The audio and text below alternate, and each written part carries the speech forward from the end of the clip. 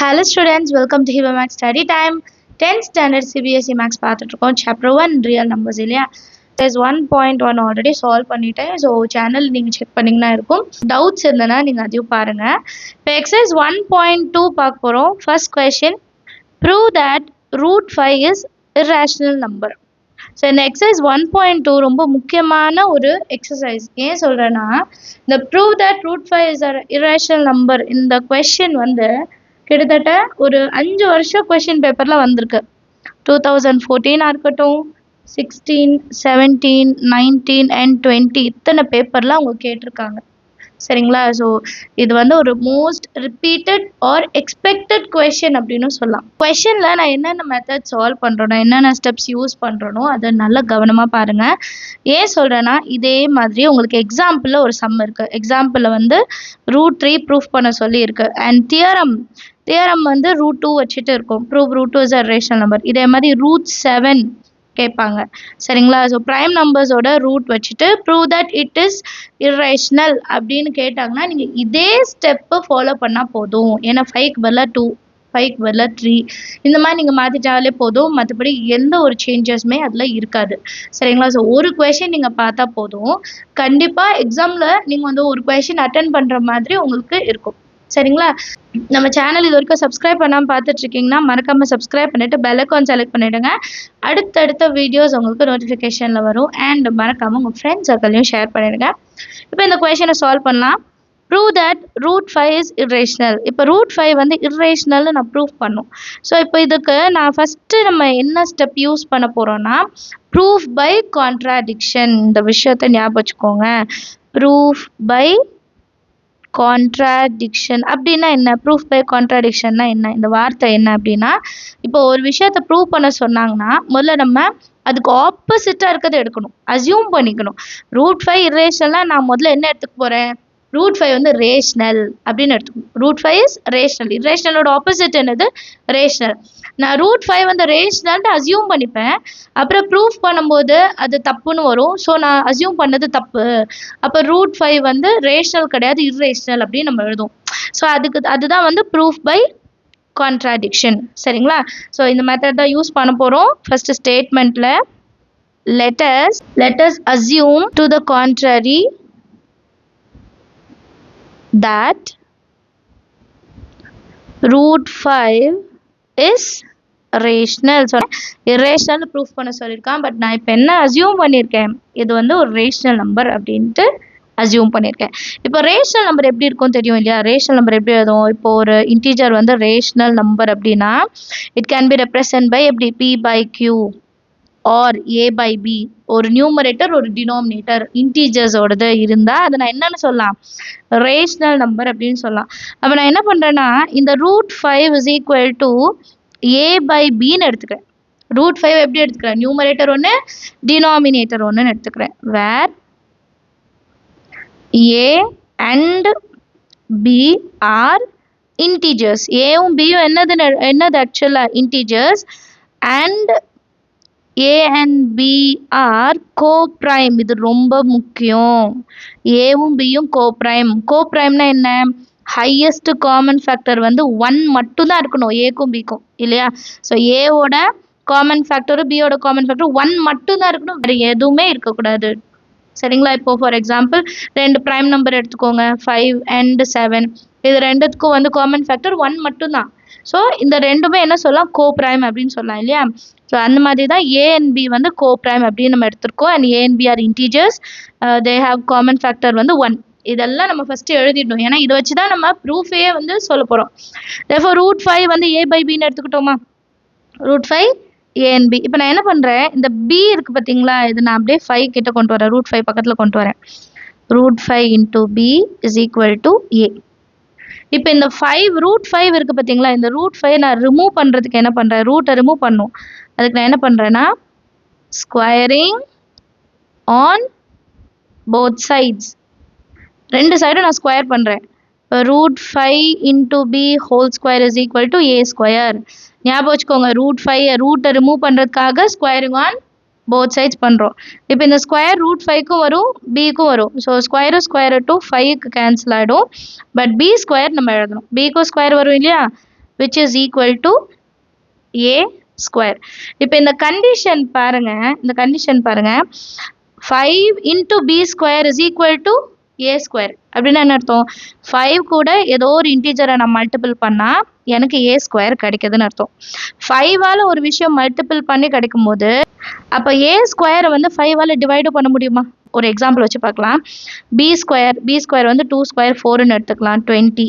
அப்போ a ஸ்கொயரோட value 20 அப்படின்னா 25ஆலையும் டிவிசிபிள் ஆகும் இல்லையா? 5ஆல மல்டிபிள் பண்ணி வர்ற நம்பர் 5ஆல டிவைடும் ஆகும். கரெக்ட்? 5 divides a square. கரெக்டா? 5 divides a square. a square 5 divide பண்ணது. அண்ட் இதில் இன்னொரு விஷயம் என்ன? But 5 is prime. ஏன் இந்த டேர்ம் எழுதுறேன் 5 is prime? ஏன்னா நம்ம தியரம் 1.2 இங்கே யூஸ் பண்ண போகிறோம். Let p be a prime number. If p divides a square, then p divides a. p வந்து a ஸ்கொயரை டிவைட் பண்ணுச்சுன்னா p வந்து ஏவையும் டிவைட் பண்ணும் அப்படின்றது தான் தியரம் 1.2. ஸோ அதை யூஸ் பண்ணி நான் என்ன சொல்வேன்னா, therefore 5 divides a. கிளியரா? 5 வந்து a ஸ்கொயரை டிவைட் பண்ணுச்சுன்னா அண்ட் 5 ஒரு ப்ரைம் நம்பராக இருந்துச்சுன்னா 5 வந்து ஏவையும் டிவைட் பண்ணும் அப்படின்னு அர்த்தம். கிளியரா? இப்போ 5 வந்து ஏவை டிவைட் பண்ணுச்சுன்னா நம்ம எப்படி எழுதலாம்? a is equal to 5 into c for some integer c. இல்லையா? a வந்து 5ஓட ஏதோ ஒரு மல்டிபிள், நான் அந்த மல்டிபிளை cன்னு எடுத்துக்கிறேன். கிளியரா? ஸோ இந்த டேர்ம் ஞாபகம் வச்சுக்கோங்க. இந்த லைன் வந்து ரொம்ப முக்கியம், ஒரு ரிசல்ட் மாதிரி இது. கிளியரா? இது வந்து ஒரு ரிசல்ட். இப்போ நான் என்ன பண்ணுறேன்னா, இந்த ஏவோட வேல்யூ இருக்குது பார்த்தீங்களா? இந்த ஏவோட வேல்யூவை நான் இந்த லைனில் சப்ஸ்டியூட் பண்ண போகிறேன். ஸ்கொயரிங் ஆன் போத் சைட்ஸ் பண்ணி எடுத்தோம் இல்லையா? அப்போ இந்த லைனை நான் என்ன பண்ணுறேன்னா 1ன்னு எடுத்துக்கிறேன். இந்த ரிசல்ட்டை 2ன்னு எடுத்துக்கிறேன். இப்போ சப்ஸ்டியூட் 2 in 1. Substitute 2 in 1. அப்போ வந்து 1 வேல்யூ என்னது? 5. 1ஓட value எடுத்துடுங்க. 5 into b square is equal to a square. அப்போ a இருக்கிற இடத்துல நான் என்ன எழுதுறேன்? 5c whole squareன்னு எழுதுறேன். அப்போ 5 into b square is equal to 5 square. அப்போ 25. அப்புறம் c square. இப்போ இந்த 5 இந்த சைட் கொண்டு வந்துடலாமா? therefore b square is equal to 25 into c square by 5. Cancel பண்ணுங்க. 5 5s are 25. therefore b square is equal to 5 into c square. இதே மாதிரி டேர்ம் நம்ம இங்கேயும் பார்த்துருக்கோம். 5 into b square is equal to a square. அப்படின்னா என்ன அர்த்தம்? 5 வந்து a ஸ்கொயரை டிவைட் பண்ணுச்சு. ஸ்டேட்மெண்ட்டும் அதுதானே சொல்லுது. 5 வந்து இப்போ b ஸ்கொயரை டிவைட் பண்ணுது. இதுதான் அடுத்தது எழுத போகிறோம். 5 divides b square, but 5 is prime. 5 ப்ரைமாக இருந்துச்சுன்னா, 5 வந்து ப்ரைம் நம்பராக இருந்துச்சுன்னா நான் தியரம் 1.2 யூஸ் பண்ணி என்ன சொல்வேன்னா 5 divides b. கரெக்டாக? therefore 5 divides b. இப்போ 5 divides b எப்படி எழுதலாம்? எழுதணும் இங்கே எப்படி எழுதணும்? a is equal to 5 into c எழுதணுமா? அப்போ b is equal to 5 into dன்னு எழுதிக்கிறேன். for some integer d. for some integer d. so b is equal to 5 into d. இப்போ இதை ரெண்டத்தையும் நான் எடுத்து செப்பரேட்டாக இப்போ எழுத போகிறேன். ரெண்டு விஷயம் என்னென்ன தெரியுமா? a is equal to 5 into c, b is equal to 5 into d. இப்போ இது ரெண்டுத்துலேயும் பாருங்க 5 வந்து common. a and b have 5 as a common factor. But நம்ம ஃபஸ்ட்டு நம்ம என்ன கன்சிடர் பண்ணோம்? யோசிச்சு பாருங்க. ஃபஸ்ட்டு நம்ம ஒரு விஷயம் கன்சிடர் பண்ணோம். என்ன கன்சிடர் பண்ணோம்? a and b are integers and a and b are co-prime. co-primeனா என்னது? காமன் ஃபேக்டர் 1 மட்டும்தான் இருக்கணும். கரெக்டா? பட் நம்ம ப்ரூஃப்ல இப்போ எப்படி வந்திருக்கு? a and bக்கு வந்து 5ம் ஒரு காமன் ஃபேக்டர்னு வந்திருக்கு. அப்போ நம்ம அசியூம் பண்ணது தப்பு. கரெக்டா? ஸோ அதுதான் ப்ரூஃப் பை கான்ட்ராடிக்ஷன். நம்ம அசியூம் பண்ணதை இப்போ தப்புன்னு சொல்லிட்டோம். ஸோ அதை எழுதணும். ஸ்டேட்மெண்ட்டில் எப்படி எழுதணும்னா but this contradict A and B are coprime. கரெக்டா? கோப்ரைம்ன்றது இதை கான்ட்ராடிக்ட் பண்ணுது. ஏன் இது அரைஸ் ஆச்சுன்னு எழுதணும்ல. This contradiction has arisen because of our incorrect or wrong assumption that root 5 is rational. root 5 rationalனால தான் அந்த assumption. அப்போ அது தப்பு அப்படின்னா hence root 5 is irrational அப்படின்னு நம்ம எழுதிட்டா போதும். கிளியரா? ஒரு விஷயம் ப்ரூஃப் பண்ணுறதுக்கு நான் முதல்ல அது இல்லை, நான் அதுக்கு வந்து ஆப்போசிட்டில் எடுத்துக்கிறேன், அசியூம் பண்ணிக்கிறேன். அப்புறம் நான் அசியூம் பண்ணுறது தப்பு, நான் அசியூம் பண்ணது தப்பு அப்படி சொல்லிட்டு ரூட் 5 வந்து இர்ரேஷனல் அப்படின்னு நான் வந்து ப்ரூஃப் பண்ணிட்டேன். அண்டர்ஸ்டாண்ட் ஆஃப் த ஒரே மெத்தட் தான். இப்போ நீங்கள் என்ன செஞ்சீங்கோ, இதே கொஷினில் நீங்கள் 5 இருக்கிற இடத்துல 3 சப்ஸ்டியூட் பண்ணி 2 சப்ஸ்டியூட் பண்ணிங்கன்னா அதர் இம்பார்ட்டன்ட் கொஷின்ஸில் 2 கொஷின் நீங்கள் ட்ரை பண்ண மாதிரி. ஸோ மறக்காமல் ட்ரை பண்ணிவிடுங்க. நீங்கள் ட்ரை பண்ணிவிட்டு ஆன்சர் கரெக்டாக வந்ததா இல்லையான்ட்டு கமெண்ட் செக்ஷனில் எழுதுங்க. கிளியரா? அண்ட் என்னோட டீச்சிங் உங்களுக்கு பிடிச்சிருந்தா மறக்காமல் வீடியோஸ்க்கெல்லாம் லைக் பண்ணிவிடுங்க. செகண்ட் கொஷின் பார்க்கலாம். செகண்ட் கொஷின் பாருங்கள். ப்ரூவ் தட் 3 + 2 √5 இஸ் irrational அப்படின்னு கேட்குறாங்க. ஸோ இதுக்கு முன்னாடி நமக்கு வெறும் ஒரே ஒரு வேல்யூ ரூட் 5 இஸ் irrational அப்படின்னு சொன்னாங்க. இப்போ எப்படி கேட்டிருக்காங்க பாருங்க. Prove that 3 + 2 √5 is irrational. இதில் உங்களுக்கு ஆல்ரெடி ஒரு விஷயம் தெரியும், ரூட் 5 இஸ் irrational. ஸோ இதை நம்ம ப்ரூஃப் பண்ண வேண்டாம். ரூட் 5 வந்து தனியாக irrational ஆல்ரெடி ப்ரூஃப் பண்ணிட்டோம். ஸோ இந்த டேர்ம் வந்து irrational நமக்கு தெரியும். சரிங்களா? ஸோ வி நோ தட் அப்படின்னு எழுதினாலும் போதும். இல்லைனா இதை அண்டர்ஸ்டுட் தான், நம்ம அதை மென்ஷன் பண்ணணும்னு இல்லை. சரிங்களா? இந்த ஒரு டேர்ம் மட்டும் irrationalனு எனக்கு தெரியும். ஆனால் அவங்க கம்ப்ளீட்டாக 3 + 2 √5ம் irrationalனு கேட்குறாங்க. ஸோ அதை எப்படி நம்ம ப்ரூஃப் பண்ணுறதுன்னு பார்க்கலாம்.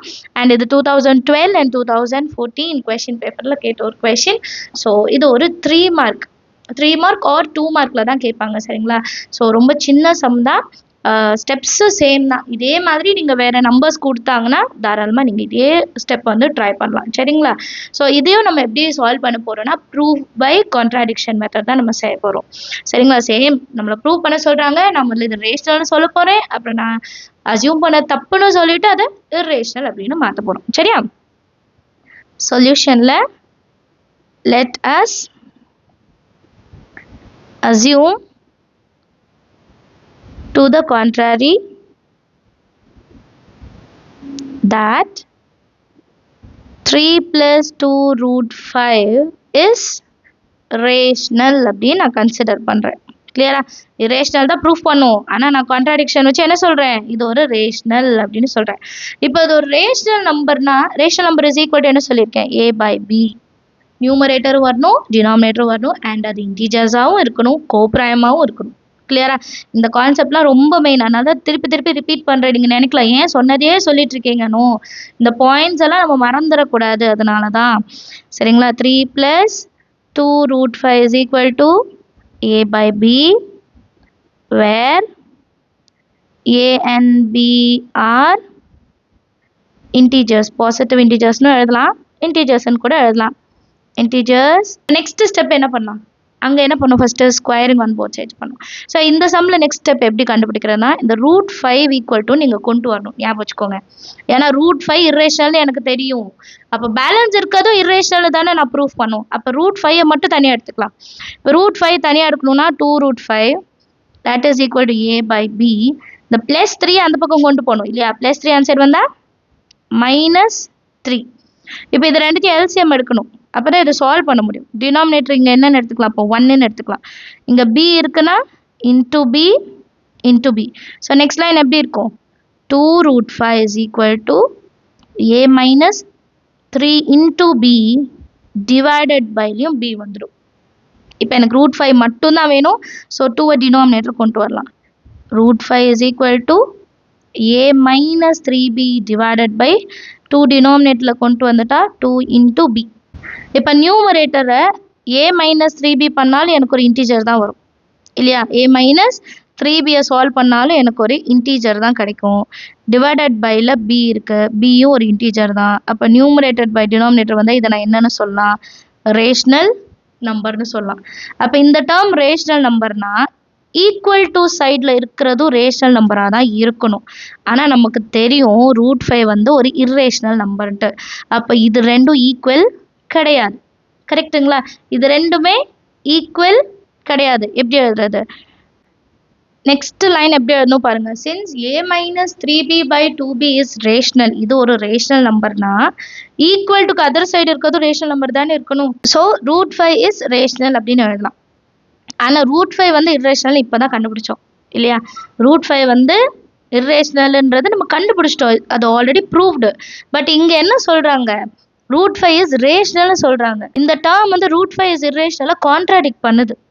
கரெக்டாக? அப்போ அது எழுதிடலாம். But this contradicts the fact, ஏன்னா ஆல்ரெடி நம்ம கண்டுபிடிச்சிட்டோம் இல்லையா, the fact that √5 is irrational. எனக்கு தெரியும் √5 வந்து ஒரு irrational நம்பர் அப்படின்ட்டு. கிளியரா? ஸோ இந்த கான்ட்ரடிக்ஷன் எதனால அரேஸ் ஆச்சு? நான் ஃபஸ்ட்டு ஒரு தப்பான அசம்ஷன் பண்ணேன் நான். சரிங்களா? அதையும் எழுதணும் இல்லையா? இந்த ஸ்டேட்மெண்ட்லாம் ரொம்ப முக்கியம். This contradiction has arisen because of our incorrect assumption. நம்மளோட ஒரு தப்பான அசம்ஷன்னால. தப்பான அசம்ஷன் என்னது? 3 + 2 √5 is rational அப்படின்றது ஒரு தப்பான அசம்ஷன். அப்போ கரெக்டானது என்னது? 3 + √5 is a rational number. So we conclude that அப்படின்ட்டு நம்ம எழுதிடணும். ஸோ ஃபைனலாக என்ன எழுதிடலாம்? So we conclude that 3 + 2 √5 is irrational அப்படின்னு நம்ம கன்க்ளூட் பண்ணிட்டா போதும். கிளியரா? அண்டர்ஸ்டாண்ட் ஆகுதா? ஸ்டேட்மெண்ட்லாம் ரொம்ப முக்கியம். அண்ட் இதே மாதிரி நீங்கள் வேறு எந்த நம்பர்ஸ் கொடுத்தாலும் சேம் ப்ரொசீஜர் தான். சரிங்களா? நீங்கள் அப்படியே ட்ரை பண்ணலாம். அண்ட் சேனலை ஃபாலோ பண்ணிகிட்டே இருங்க. உங்களுக்கு other important questions, most repeated questions எல்லாமே இருக்கும். ஸோ அதெல்லாம் ட்ரை பண்ணுங்கள். உங்களுக்கு அதோட அந்த சம்ஸோட சொல்யூஷன்ஸ் வேணுனாலும் கமெண்ட் செஷனில் எழுதுங்க. தனியாக அதுக்கும் நம்ம ஒரு வீடியோ வந்து ரெடி பண்ணலாம். சரிங்களா? இப்போ தேர்ட் கொஷின் என்னன்னு பார்க்கலாம். தேர்ட் கொஷின் பாருங்கள். Prove that the following are irrational அப்படின்ட்டு 3 சப்டிவிஷன் கொடுத்துருக்காங்க. ஃபர்ஸ்ட் ஒன் வந்து 1/√2. First one 1/√2. ஸோ இந்த 1/√2 வந்து irrational அப்படின்ட்டு நான் வந்து ப்ரூஃப் பண்ணும். So same proof by contradiction தான் செய்ய போகிறோம். சொல்யூஷனில் let us assume to the contrary that 1/√2 is rational அப்படின்னு நான் வந்து ஃபஸ்ட்டு அசியூம் பண்ணிக்கிறேன். ஸோ இது ரேஷனல்னால் இதை எப்படி எழுதலாம்? 1/√2 is equal to a/bன்னு எழுதலாம். வேர் a and b are integers. இப்போ இதெல்லாம் உங்களுக்கு மனப்பாடமே ஆயிருக்கும் இல்லையா? a and b are integers. இது அப்படியே நான் வந்து ரெசிப்ரோக்கல் பண்ணி எழுத போகிறேன். இந்த டேர்ம் அப்படியே நம்ம என்ன பண்ணிடலாம்? ரெசிப்ரோக்கல் பண்ணி எழுதுங்க. √2 மேலே வந்துடும், b/aன்னு மாறிடும். கிளியரா? √2 is equal to b/a. இப்போ b/a வந்து இன்டீஜர்ஸ் நமக்கு தெரியும். அண்ட் b/a வந்து ஒரு ரேஷனல் நம்பர்னு நமக்கு தெரியும். b/a வந்து ரேஷனல் நம்பராக இருந்தால் ஈக்குவல் டூக்கு அப்புறம் இருக்கிற வேல்யூ ரேஷனலாக தானே இருக்கணும். எழுதிக்கலாமா? b/a is rational and so √2 is rational. But √2 வந்து ரேஷனல் கிடையாது. ஏன்னா நம்ம தியரமில் ஆல்ரெடி அதை ப்ரூஃப் பண்ணியிருப்போம். கிளியரா? தியரம் 1.3ல் வந்து √2 இஸ் இர்ரேஷனல் அப்படின்னு நம்ம ப்ரூஃப் பண்ணியிருப்போம். ஸோ அப்போ நமக்கு தெரியும் √2, √3, √5லாம் வந்து இர்ரேஷனல் நம்பர்ஸ் அப்படின்னு நமக்கு தெரியும். ஸோ திஸ் கான்ட்ராடிக்ட்ஸ் த ஃபேக்ட் அப்படின்னு எழுதணும். But this contradict the fact that √2 is irrational. கரெக்டா? அவங்க ரேஷனல்னு ஈக்குவல் பண்ணுறாங்க, ஆனால் நமக்கு தெரியும் √2 வந்து இர்ரேஷனல்ன்ட்டு. அப்போ இது ரெண்டும் மாறுபடுது இல்லையா? இது வந்து கான்ட்ராடிக்ட் பண்ணுது, ஆப்போசிட்டாக இருக்குது. So we conclude that we conclude that 1 by root 2 is irrational. 1 by root 2 is irrational அப்படின்ட்டு நம்ம கன்க்ளூட் பண்ணுறோம் அப்படின்ட்டு முடிச்சுட்டா போதும். சரிங்களா? செகண்ட் சப்டிவிஷன் பார்க்கலாம். செகண்ட் சப்டிவிஷன் பாருங்க, 7 into root 5. 7 root 5. இதையும் நம்ம வந்து இப்போ irrational ப்ரூஃப் பண்ண போகிறோம். So same proof by contradiction method தான். சொல்யூஷனில் let us assume that 7 root 5 is rational அப்படின்னு எழுதுறோம். So 7 root 5 ரேஷனல்னா that is equal to a by b ன்னு எழுதணுமா? 7 root 5 வந்து rational நம்பர்னா that is equal to a by b where a and b are integer. இப்போ 7 root 5 is equal to a by b. இப்போ நான் என்ன பண்ணுறேன்னா root 5 equal to கொண்டு வர போகிறேன்.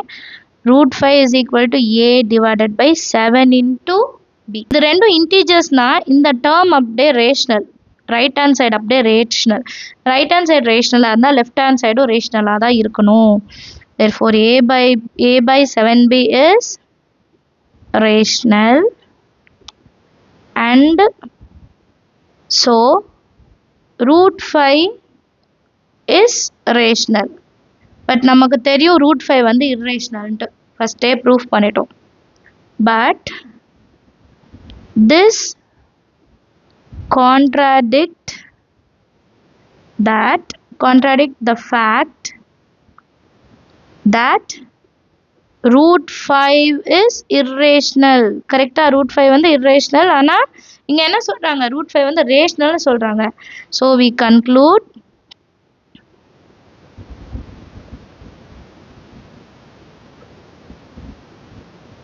conclude that 7 into root 5 is irrational அப்படின்னு எழுதிட்டா போதும்.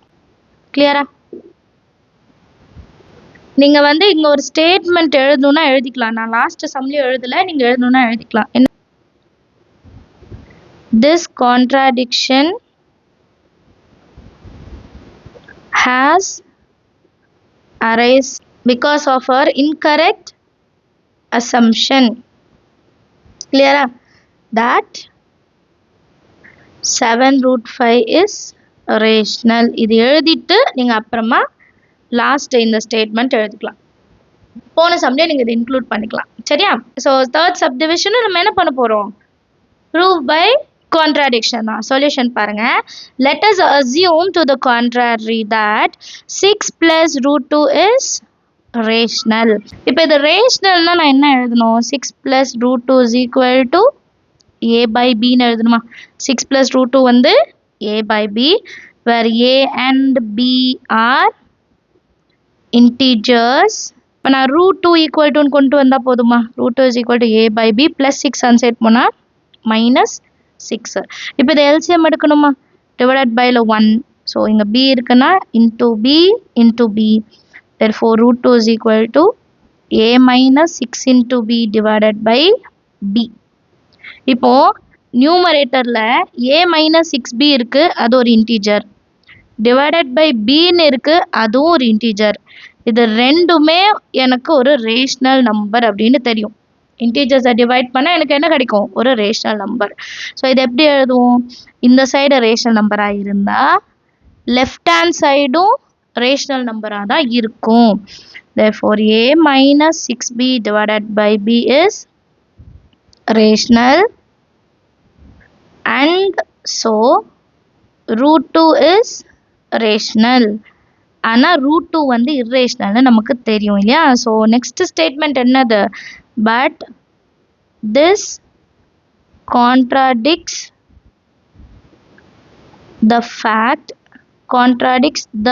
fact that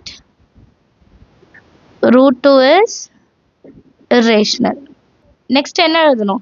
this contradiction has arisen because of our incorrect assumption. இந்த கான்ட்ராடிக்ஷன் ஏன் அரைஸ் ஆச்சு? நம்ம வந்து தப்பாக அசியூம் பண்ணனால அது எழுதணும் இல்லையா? ஸோ நம்ம ஸ்டேட்மெண்ட் இப்போ எழுதணும் இல்லையா?